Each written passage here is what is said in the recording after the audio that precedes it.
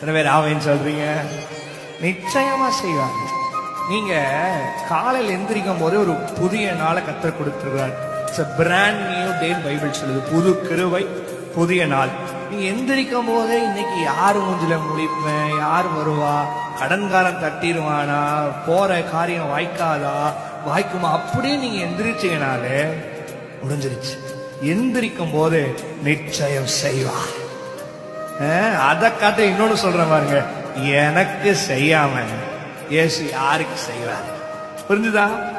Bible நிச்சயமாய் முடிவு. Surely surely பக்கத்துல சொல்லு, நிச்சயம் முடிக்குவாரு, நிச்சயம் செய்வாரு, நிச்சயம் எனக்கு குழந்தை தருவாரு, நிச்சயம் வீட்டை கட்டி முடிப்பேன், நிச்சயம் எனக்கு அந்த லேண்டு சக்சஸ் ஆகும், நிச்சயமா அந்த கடனை நான் கட்டி முடிப்பேன், நிச்சயம் எனக்கு வெளிநாட்டுக்கான விசா வரும், நிச்சயம் நான் வெளியே போவேன், நிச்சயம் மேன்மைய கர்த்தர் கொடுப்பார், நிச்சயம் நிச்சயம் நிச்சயம். எத்தனை பேர் ஆமீன் சொல்றீங்க?